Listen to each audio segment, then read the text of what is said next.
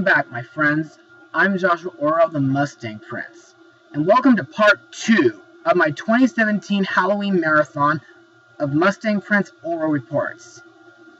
Now, last time, we took a look at Casper's first live-action movie, which, as mentioned before, was a really good film, and a film that I love to watch every Halloween.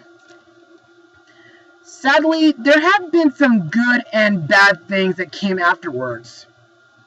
You see, during the mid-90s, after Casper's movie, Simon Wells co-wrote a screenplay for a sequel, which he was set to direct. Unfortunately, Amblin canceled said sequel because they did not believe there would be enough interest from moviegoers. Wells also credited the uncertainty of Christina Ricci returning. So instead, in 1996, Universal Studios and Harvey made a cartoon series called The Spooktacular New Adventures of Casper,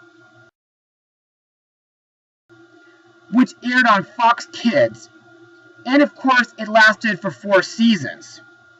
And in my opinion, while I never really watched this series as a kid, I did manage to see several episodes on YouTube just recently, and in my opinion, they are pretty entertaining, and the animation does stay true to the original movie. Plus, Kat Susi and Dan Castellaneta do fantastic when voicing Kat and Dr. Harvey. Anyway, a year later, 20th Century Fox made 2 direct-to-video follow-ups to Casper. And the movie I'll be blogging today is a film that is said to be Casper's origin story. So, let's get started. Released to home video on September 9th, 1997, the movie is Casper, A Spirited Beginning. So, let's get started. When Casper failed to show up at the Ghost Central station, he instead finds himself in the world of the living, where he befriends a young boy named Chris Carson, a 10-year-old boy who loves ghosts and the supernatural, and has a workaholic father named Tim Carson, who spends little time with his son as he attempts to tear down an old mansion to update the town. Casper also meets with the ghostly trio, where they, along with Chris, are willing to help Casper become a better ghost. Meanwhile, a monstrous ghoul named Kibosh, who is the head of the Ghost Central station, discovers of Casper's absence, sent out his assistant Snivel to find Casper and bring him back at once. So, my thoughts?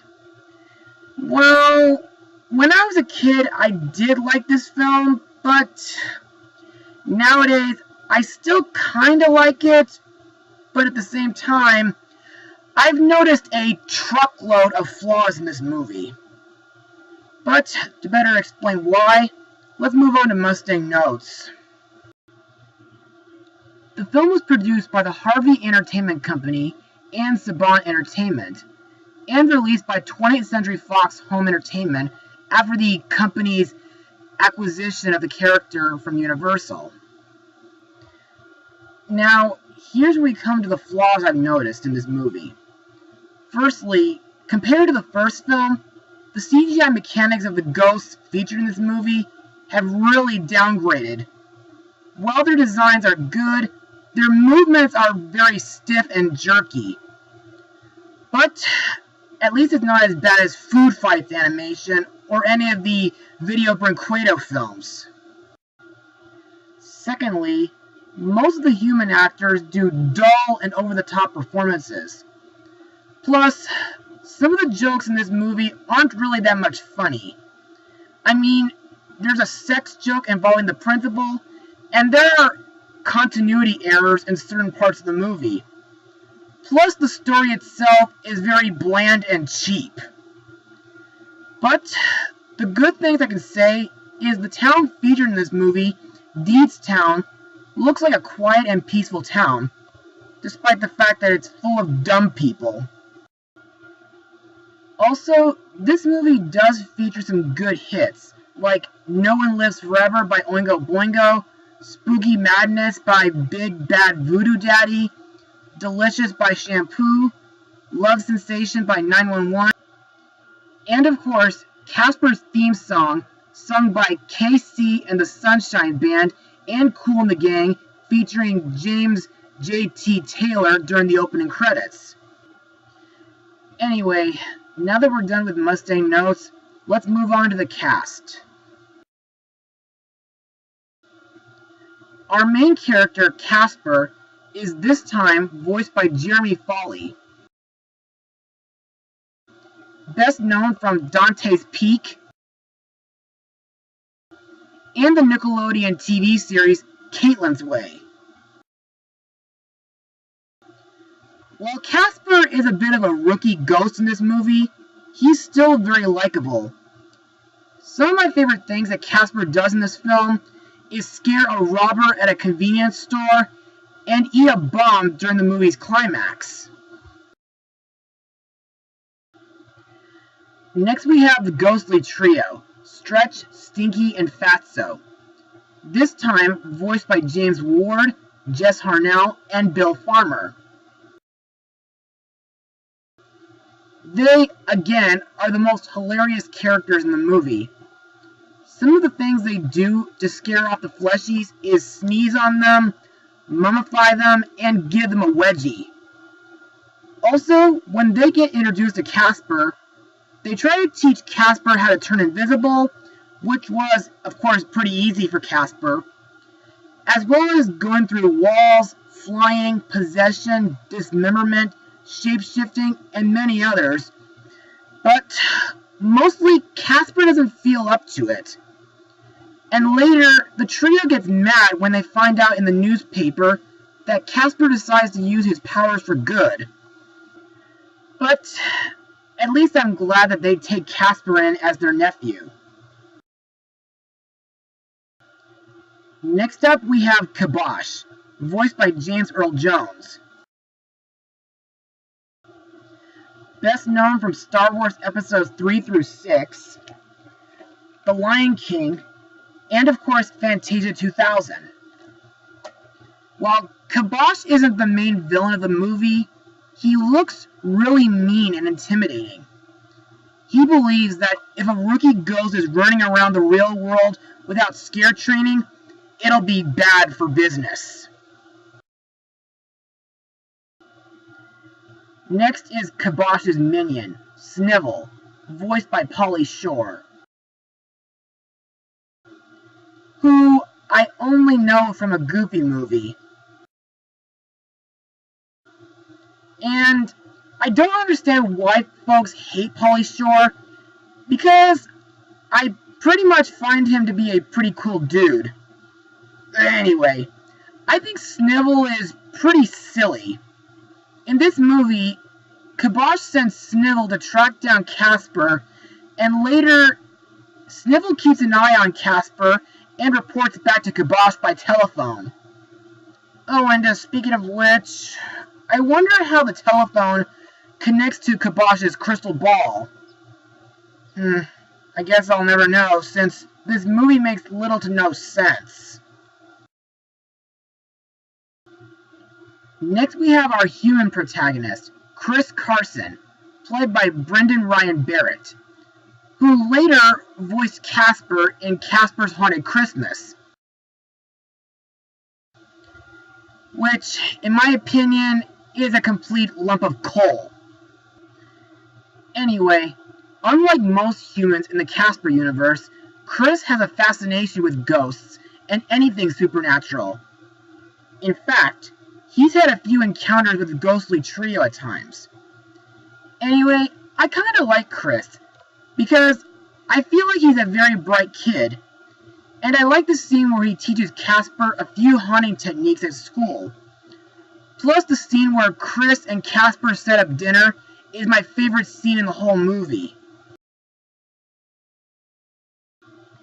Next we have Chris's dad, Tim Carson, played by Steve Guttenberg, whom I talked about while paying tribute to the Tower of Terror last year. Anyway, Tim is not a great character in this film. And why is that? Well, It's because he's a workaholic douchebag who mostly ignores his son. Plus, he's a no-nonsense jerk who doesn't believe in ghosts. Anyway, Tim works as a building contractor who plans to tear down the Applegate mansion to make room for a new mini-mall. Next we have Sheila Fistigrath, played by Lori Loughlin, best known from the Full House TV series. Anyway, Sheila is my favorite human character in this film, because I really like her rebellious personality, and of course, I think she's a great teacher who tells Chris to stand up for his rights, and that imagination is a powerful tool. Also, she leads a huge mob of townspeople to protest against the Applegate Mansion demolition, because she believes that the mansion is a historic landmark, meaning it's the home of the Applegates, the family who founded the town. Next is Brock Lee, the leader of a group of bullies played by Stephen Hartman. Like most bullies in the media, Brock is a real jerk. He and his pals have been picking on Chris a lot. They try to drop a balloon full of gunk on him, which ends up falling on the principal, and they even tease Chris in the library, but thankfully, Casper does manage to get Brock in detention by dropping a globe on his head and hooking a fire extinguisher on his back. Later after that, Brock and the others lock Chris in a closet at the Applegate Mansion and leave him for dead. However, one of the bullies, Jennifer, becomes a nicer person to Chris. And of course, Brock and the bullies get their comeuppance when the ghostly trio hangs them from the branches of a nearby tree.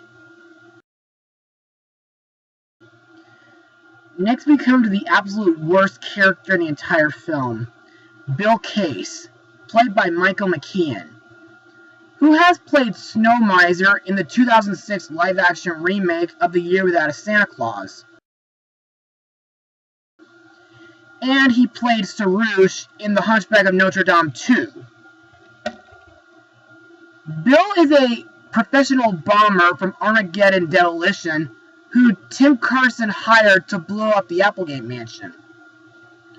The reason why I say he's a terrible character is because when Tim tries to stop him from blowing up the house to save his son, Bill dismisses it and thinks of Tim as a master of disguise imposter. Anyway, let's move on to my final words. Overall, Casper: A Spirited Beginning is okay, but still a pretty bad movie, even though I used to like it as a kid. The story is very bland and cheap. Most of the human actors do atrocious performances.